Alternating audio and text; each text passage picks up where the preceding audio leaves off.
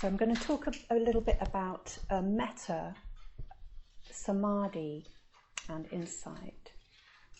Samadhi being absorption in meditation. And some of what I'm going to say relates also to off-the-cushion practice.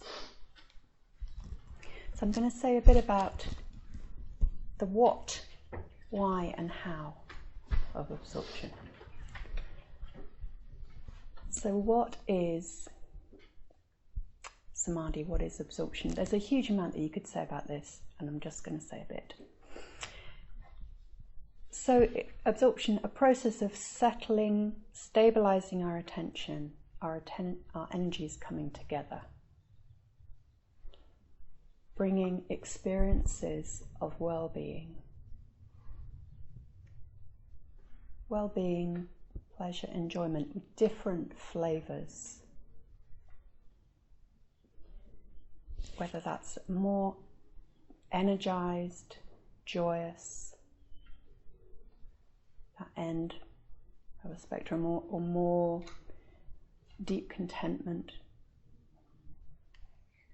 sense of beauty, peace, stillness.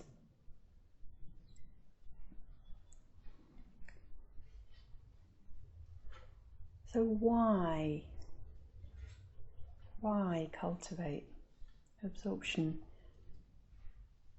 First of all, just because, for its own sake, because it's enjoyable. It's a skillful source of pleasure and enjoyment that causes no harm. And the Buddha really encouraged it. Really, really encouraged it. And it can be healing. It can be resourcing. It can help us, resource us and help us turn towards the difficult. And it can help to open the heart. And it can help to allow wisdom to arise and to go in deeply.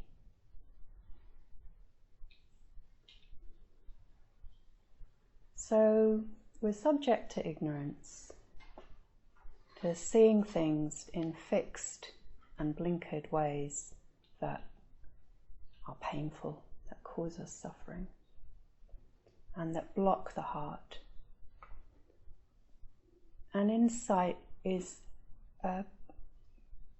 getting out of those grooves of seeing things in ways which are limiting, tight, restricted, and painful.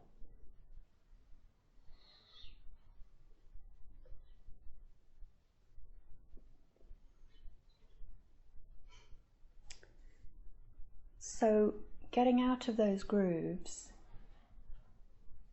of seeing the world is supported by the mind being clear, still, and flexible, malleable. That word is used. The word in the Pali Canon is translated as malleable, wieldy is another word that's used. When we're absorbed, the mind is wieldy. It means it can be wielded to look at experience.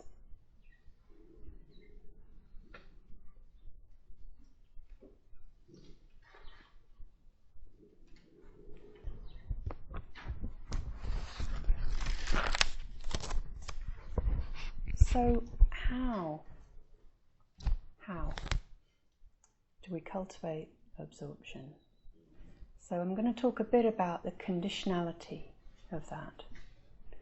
And starting off with it, looking at some of the broader conditions, and then looking at it in a bit more detail. So looking broadly at the conditions that support absorption. So this staying present, resting in one place, whether that's the whole body, or it could be a big place or a smaller place. But staying in one place requires patience, doesn't it? Requires patience, a kind of persistence, but not a pushing. And that can be really hard to find that balance. So kind of steadfastness, a persistence, patience. So then what supports patience? What does patience lean on? What conditions does patience lean on? Many things. No, sorry, I was putting it out there. I will ask some questions, but I was just putting it out there. What supports Kshanti? Patience. One thing is a clear sense of why. So those reasons why I talked about, just remembering and being clear about why it's worth it. And then that relates then to the heart wish. The heart wish being our sort of deepest source of virya, of inspiration, because it's what we most care about, what we most want to serve and embody in this life. So can we then make a relationship between that heart wish and the practice? See how the heart wish is supported by absorption, samadhi. How it's fed by that. How what we really long for is fed by that.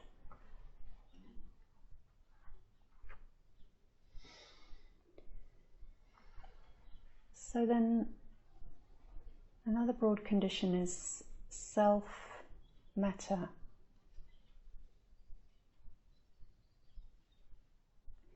So absorption can feed self-metta and be fed by self-metta. Another example of this circularity conditions.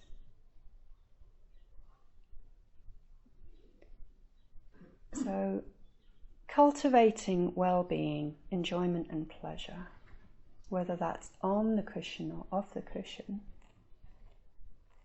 is an act of self-metta, isn't it? Self-kindness.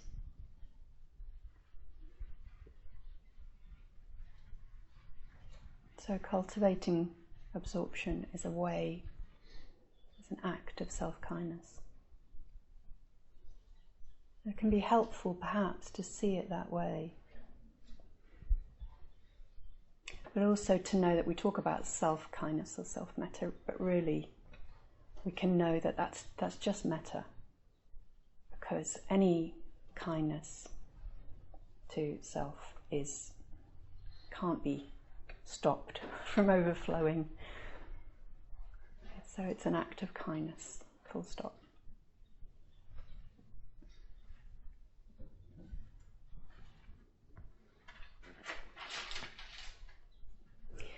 And then also noticing the barriers, the Mara-like views that get in the way, that block love. Again, with the barriers that block. So we can have all sorts of views that get in the way of allowing ourselves enjoyment, pleasure and well-being, whether on or off the cushion. And this is very much something I've worked with and work with in my practice. And I see it very much in others as well, different flavours of it. Different views, different barriers. And it's really good to really see them clearly and see them for what they are, that it's Mara. So one flavour is that it's not spiritual. to have loads of pleasure. Or maybe a little bit is okay, but not this sort of deep enjoyment and pleasure. Somehow we can have that view. Maybe it's a sort of Protestant work ethic, or sort of no pain, no gain. I don't know, something in our culture. And then it's good I find it helpful to remember that the Buddha was saying this is really good, it's really important. Cultivate samadhi for your own benefit, for your benefit. And the idea that it's selfish. Oh, I used to have this thought pop up. When some pleasure arose, and shouldn't I be doing something for somebody else? It would pop up. Rather than seeing that this is for others. It's not selfish. We're not separate.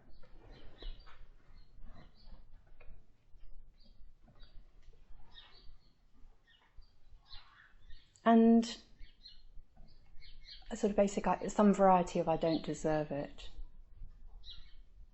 can come. It can be really quite below the radar, that I had it the other day. I was just settling, and then some storm of papancha came up.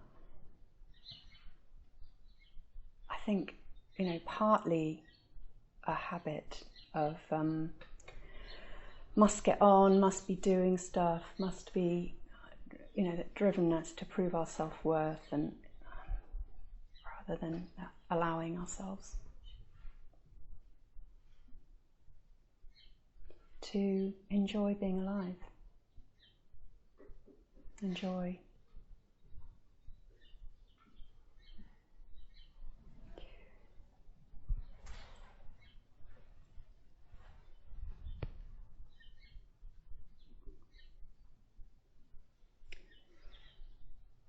So I want to talk now a little bit about some detail of the conditionality of absorption, samadhi.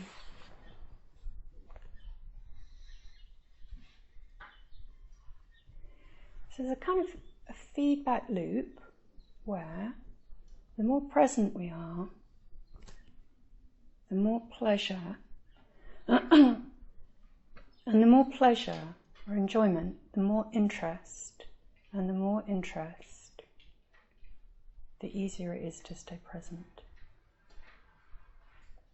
It's much easier to stay present when experience is pleasurable.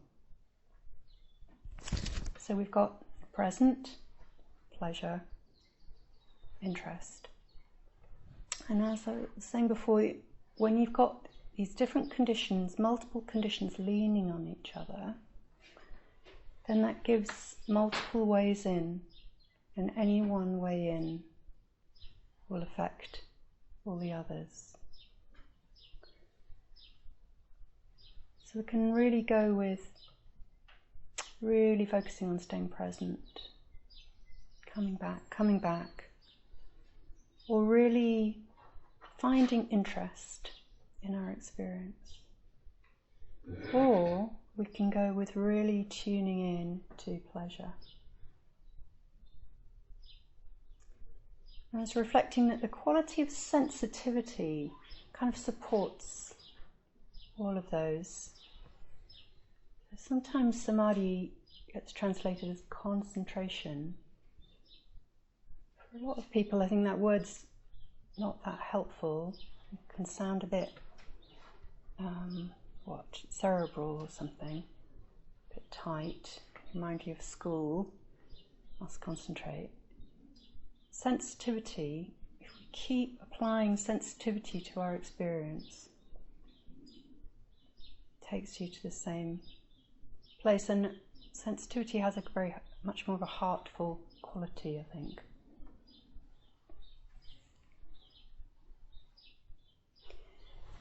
So I'm going to really be focusing on this approach of the pleasure, going straight for the pleasure.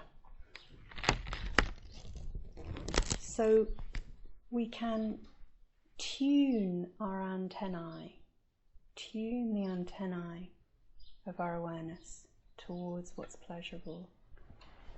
It's like we're looking for, sensing that sort of bandwidth.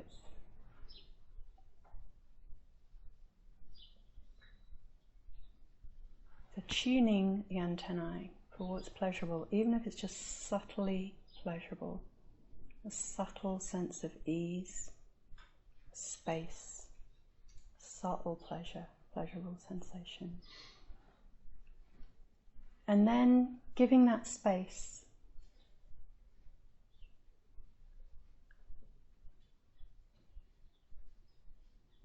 Seeing if we can allow it to soak in.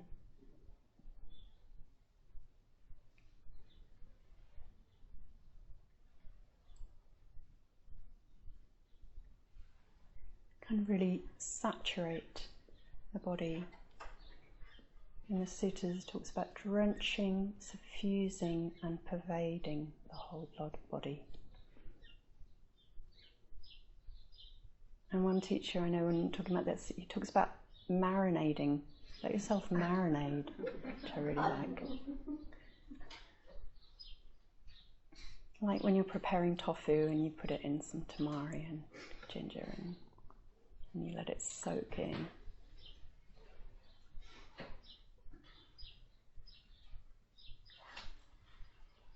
So let's just do a very short exercise. Just tuning our antennae to anything that feels pleasurable in our experience in this moment.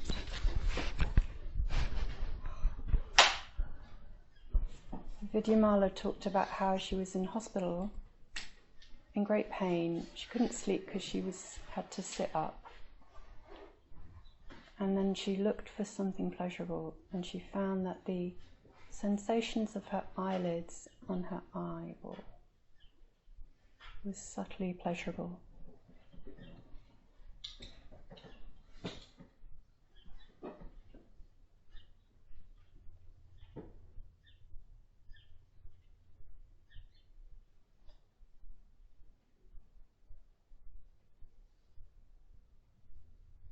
Any pleasurable sensation, sense of ease, space.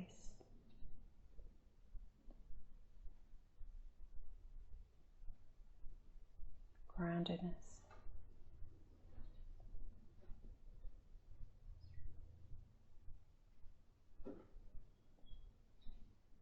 And bird song.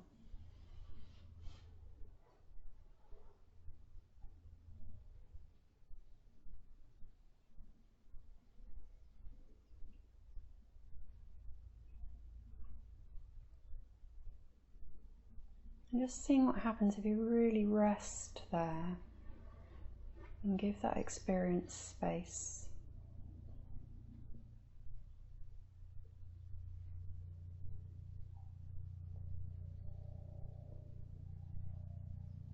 And just allow it to be fully felt.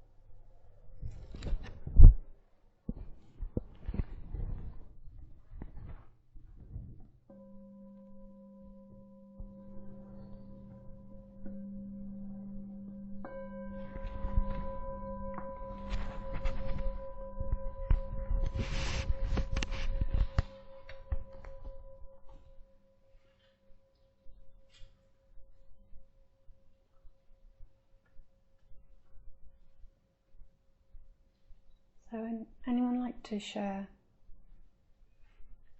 anything they noticed? The plane or copter, usually I tuned into the vibrations and how it actually felt in my head, which is quite nice. Yeah, it's routine. So you unhooked from the idea, yeah, and went for the actual experience. And was present with the actual experience. Yeah. Anybody else?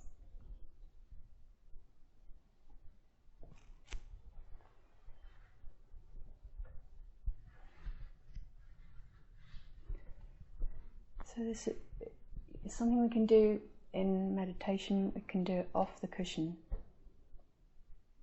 Just really tuning to what's pleasurable, what's enjoyable, giving it space. Sometimes we can tend to think that the difficulty is more real. And then our antennae are more tuned to that.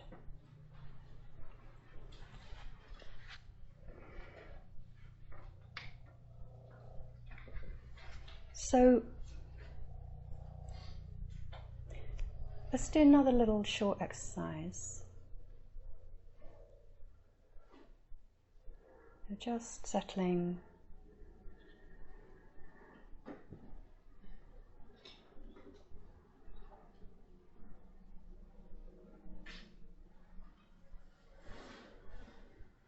Bringing to mind a friend.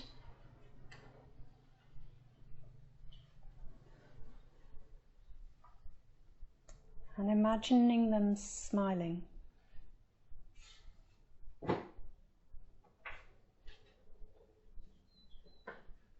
Noticing what happens in the chitta, in the body.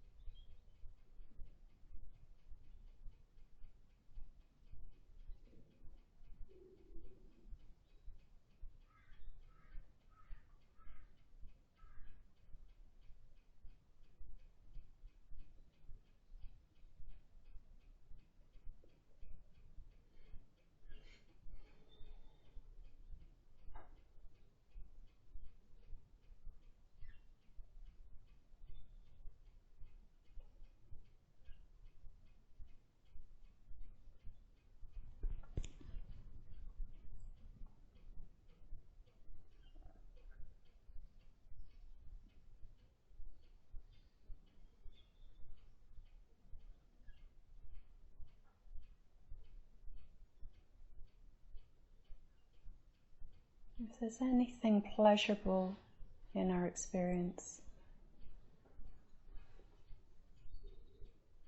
seeing if it can spread,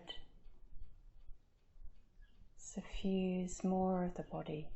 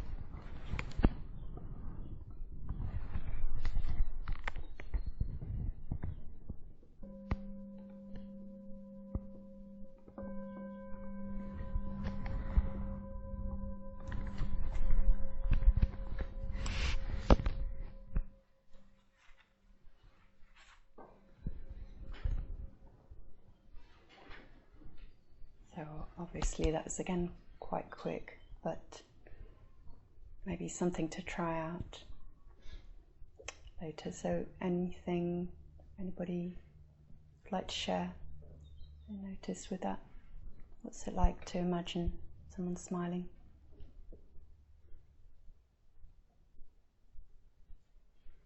Lots of warmth. It seems quite easy to let that spread already. So there was warmth and it felt easy to let it spread. Yeah. Did it start off in a particular place? Not really noticed. Not particularly.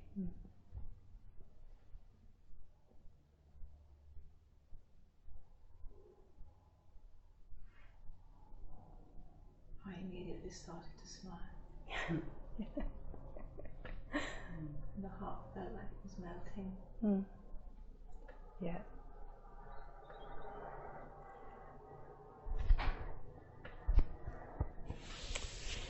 Yeah. So absorption is, brings well-being, pleasure, and enjoyment. And metta, opening the heart, goes with well-being, pleasure, enjoyment. So those two things can feed each other.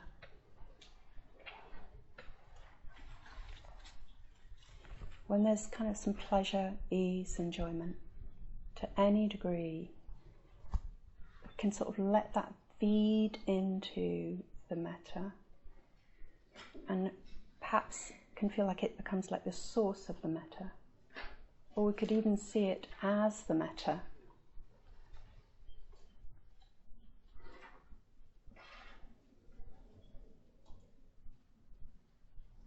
Let it be like a springboard for the metta.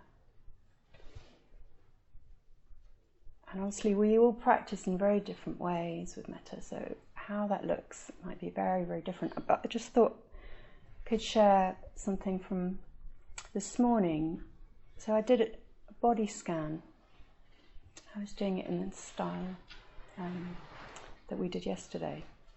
I did a body scan, and then I brought in to my awareness Singamati, who's she's going to have an operation, and I was just breathing with her, so I felt in touch with ease, peace in the body, and then from that I was breathing, and then it was as if she was just lightly present and we were breathing together. Just very, very simple. So, and it really brought that quality that Maitri Devi was talking about.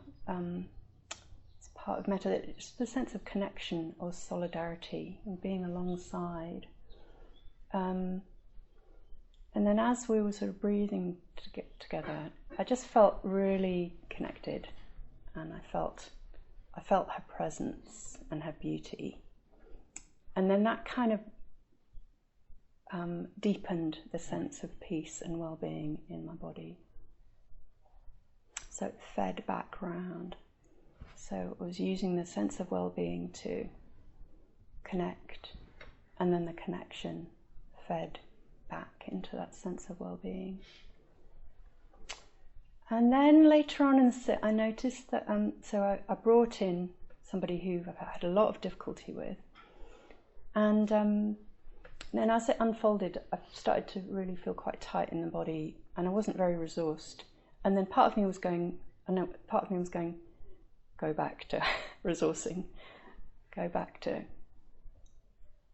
trying to come into the body and feel some well-being again. And another bit of me was going, no, you brought him in, you should carry on. And it was like, okay. Caught in the structure. No, come back. And I think this is something we can do in metta. We can try and do stuff when we're not really resourced enough. And actually it's fine to just keep coming back. Maybe between each stage we come back, which is this place to check in. Okay, how am I doing resourcing? And one way we can practice is to sort of alternate. So if we find that, there's pleasure and enjoyment and ease arising out of the practice of connecting, we can then just ease off on the other and just allow ourselves space to really enjoy and drop down. Allow it to take us into absorption. Then if we want to, we can come back out, as it were, and come back out again from this state of deeper well-being. And it's possible to sort of alternate like that.